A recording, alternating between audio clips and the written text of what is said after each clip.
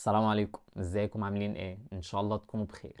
النهارده ان شاء الله معايا مراجعة لباند ذكية، وبصراحة من اقوى الباندات اللي موجودة في السوق، وانا بعزها على المستوى الشخصي كمان لاني بستخدمها بقالي حوالي 4 سنين او 5 سنين. مش بستخدمها هي، بستخدم موديلات مختلفة منها.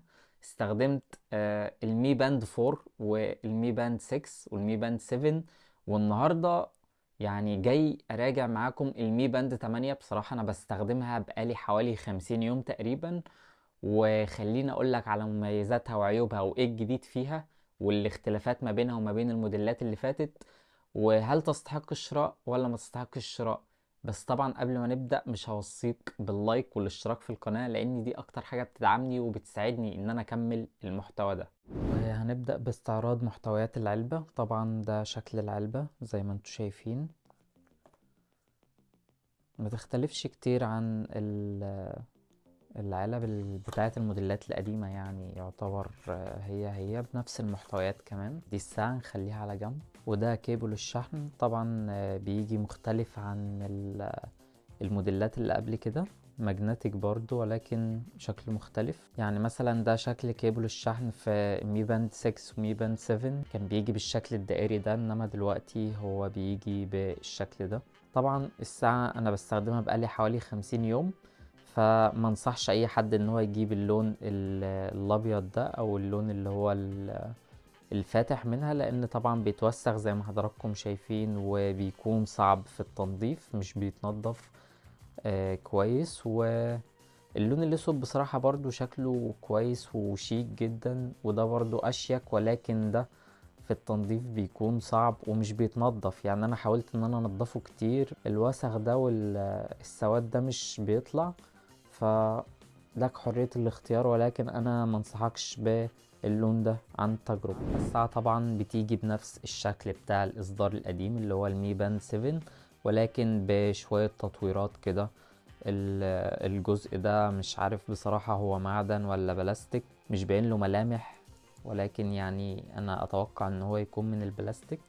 طبعا الجديد اللي موجود معانا في المي باند 8 ان انت بتقدر تفك الاستراب من هنا، يعني بالشكل ده بتقدر ان انت تفكه وتغيره. وده طبعا بيفتح آفاق للشركات اللي هي المصنعة للاسترابات ان هي تطور وتبتكر استرابات من نوع جديد، طبعا بعكس المي باند 7 والاسترابات اللي قبل كده كانت طبعا بتيجي قطعة واحدة زي كده، انما هنا بيبقى قطعتين. كمان معانا في المي باند 8 امكانية تبديل اوضاع ارتداء الباند. طبعا معانا الوضع العادي اللي هو بتقدر تلبس البند في ايدك، وفي وضع القلادة اللي هو بتقدر ان انت تلبسها كأنها سلسلة كده. الوضع الثالث وهو وضع الجري، طبعا بتلبسها في الكوتشي وبتجري، ده طبعا للناس الرياضيين بيساعدهم على حساب الجري والخطوات بشكل كبير جدا، وبيساعدهم ان هم يعرفوا هم جروا قد ايه وحرقوا قد ايه وكده يعني. وطبعا بالنسبة لطريقة تركيب الاستراب، فالطريقة سلسة جدا وسهلة جدا. بمجرد ما تعمل كده والناحية التانية برضو تعملها كده، انت خلاص كده ركبت الاستراب، مفيش اي صعوبة في الموضوع، وتقدر ان انت تلبسه بكل سهولة. وبالنسبة لوزن الباند، فالباند وزنها خفيف جدا، وزنها حوالي 27 جرام. بصراحة يعني وزن مثالي جدا، مش بتحس ان انت لابس اي حاجة في ايدك، للناس اللي هي طبعا مش بتحب ان يكون في حاجة تقيلة في ايديها وبيضايقها حاجة زي كده. فبصراحة البند انا مش حاسس ان انا لابس حاجة، حاسس ان انا لابس حظاظة كده في ايدي، وبصراحة شكلها شيك جدا ومش مأثرة عليا بأي شيء. وخلينا دلوقتي نتكلم عن شاشة المي باند 8. طبعا المي باند 8 بتيجي بشاشة بحجم 1.62 انش، نفس حجم المي باند 7 بالظبط، وبتيجي بدقة 192 في 490 وسطوع لحد 600 نتس. وطبعا الشاشة بتيجي من نوع أموليد، شاشة ممتازة ألوانها مشبعة جدا، وبتيجي بتردد 60 هرتز. أيوة انت فعلا سمعت صح، 60 هرتز لأول مرة في باندات شاومي الذكية، على عكس طبعا المي باند 7 والإصدارات اللي قبل كده كانت بتيجي بتردد شاشة أقل من كده. والمميزات الحلوة جدا في المي باند 8 وكانت معانا جديدة السنة دي، وهو السطوع التلقائي. يعني في المي باند 7 وفي الموديلات اللي قبل كده كنت بفضل معلي السطوع على الاخر عشان خاطر لو انا طلعت في الشمس اقدر ان انا اشوف كويس، على عكس طبعا المي باند 8 بشغل السطوع تلقائي. الموضوع ده بيكون كويس جدا. اول ما الباند بتحس ان في نور حواليا الاضاءة بتعلى، واول ما اخش في مكان ما يكونش فيه اضاءة الاضاءة بتقل. الموضوع ده شغال بكفاءة جدا وشغال كويس جدا، وبصراحة ما واجهنيش معاه اي مشاكل، ووفر معايا كتير جدا في البطارية، على عكس المي بان 7 والموديلات اللي قبل كده كان موضوع ان انا اعلي السطوع على الاخر كده بيستهلك معايا بطارية بشكل كبير. طبعا الباند بتدعم استقبال اشعارات من الموبايل، وكمان بتيجي بلغة عربية صحيحة مفيش فيها اي مشاكل. وكمان الباند بتدعم استقبال المكالمات، ولكن طبعا مش بتعمل صوت. المكالمات بتيجي على هيئة اهتزاز وعرض على الشاشة بتاعت الباند. بيجي معاك من فوق تجاهل، الخيار ده بيعمل الباند صامت مش بيخليها تهز. والاختيار الاحمر اللي تحت بتقدر ان انت تكنسل على اللي بيتصل. وكمان الجديد اللي معانا في المي باند 8 ان انت بتقدر لما تسوايب لفوق كده تقدر ان انت ترد برسالة، اللي هو تكنسل على المتصل وتقول له مثلا كلمني في وقت لاحق، او تقدر تختار اي رسالة تانية انت حابب ان انت تبعتها مع الاختيار ده، وهتوصل بكل سهولة وبكل بساطة جدا مفيش اي مشاكل. كمان المي باند فيها منبه وتذكيرات تقدر ان انت تعتمد عليهم. بصراحة ادائهم كويس جدا. لو انت حابب ان انت تحط منبه او حابب ان انت تعمل تذكيرات مثلا في حاجة، مثلا حاجة يوم السبت او يوم الحد وانت حابب ان انت تفتكرها، فممكن تكتبها هنا على البند او على الموبايل وتخلي البند تفكرك بيها في الميعاد المحدد. ودي فعلا حاجة كويسة جدا وعملية جدا. ومن الحاجات المميزة جدا في البند، او من الحاجات اصلا اللي البند معمول عشانها، وهو الرياضة وتتبع الانشطة الرياضية. طبعا البند فيها حوالي اكتر من 150 وضع للرياضة، او 150 رياضة مختلفة. بتقدر ان انت يعني لو انت مهتم بموضوع الرياضة ده تقدر ان انت تتتبع الحاجات دي وتسجلها على البند. وطبعا كده كده البند بيعمل مزامنة مع الموبايل وبتكون موجودة على الموبايل. تعرف مثلا لو انت بتجري انت جريت قد ايه وجريت وقت قد ايه وحرقت قد ايه. تقدر ان انت تتتبع حاجات كتير قوي بالنسبة للرياضة. ومن الحاجات الحلوة برضو اللي هو لو انت جيت مثلا اتمشيت مثلا 50 متر مثلا 100 متر، الساعة تفهم لوحدها تقولك يبدو انك تتمرن، يجيلك اشعار وقتي كده على طول على الساعة.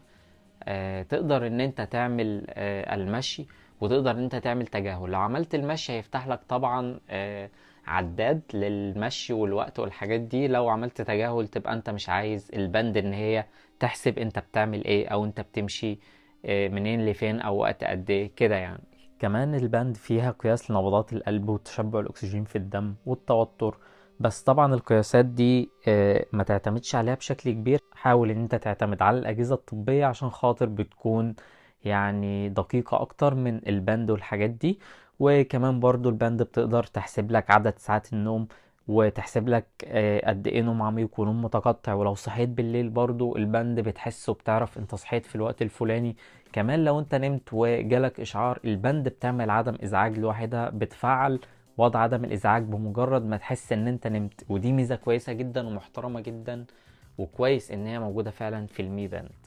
وطبعا المي باند 8 مقاومة للمياه زيها زي الاصدارات اللي فاتت بمعيار 5 اي تي ام. تقدر ان انت تتوضى بيها، تقدر ان انت تغسل ايدك تستحمى بيها، مفيش اي مشكلة.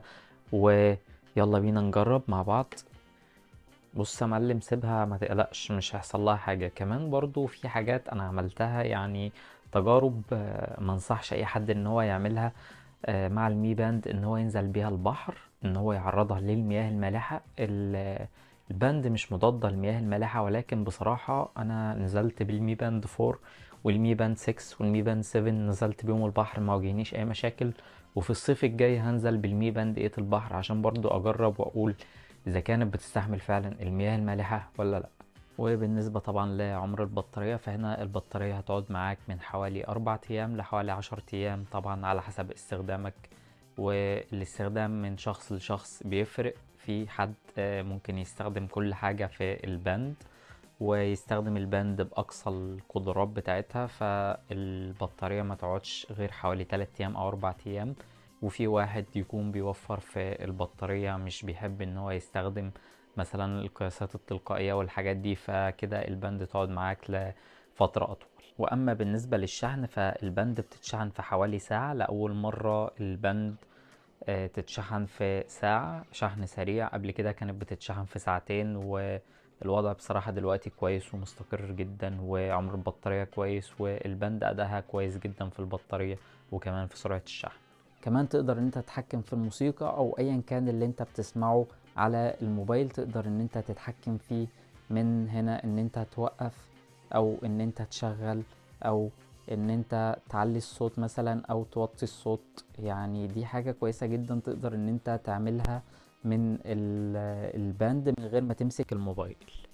وبالنسبة لرأيي الشخصي طبعا في البند، فالبند بصراحة محترمة جدا وتستحق الشراء بشكل كبير. انا اشتريتها ب 1400 جنيه في العروض بتاعت شهر 11. هي طبعا دلوقتي اغلى من كده، ولكن يعني حاول ان انت تلاقي فرصة او تلاقي عرض تشتريها بالسعر ده ب 1400 1500 1600 بالكتير. حاول ما تدفعش فيها اكتر من كده، لان طبعا هي في الاول وفي الاخر بند مش ساعة ذكية، هي بند ذكية مش هتقدر تعمل منها مكالمة، مش هتقدر ترد على مكالمة كده، يعني مش بتشغل اصوات عموما. ولو انت معاك مي باند 7 وحابب تعمل ابجريد، فمش مستاهله ان انت تعمل ابجريد، ما انصحكش. وبرضو لو انت معاك مي باند 6 وحابب ان انت تعمل ابجريد، فبرضو الموضوع مش هيفرق معاك جامد. وانتظرون ان شاء الله في كل الفيديوهات اللي جايه. ولو استفدت من الفيديو ما تنساش طبعا تعمل لايك وتشترك في القناه، واشوف وشكم بخير. السلام عليكم.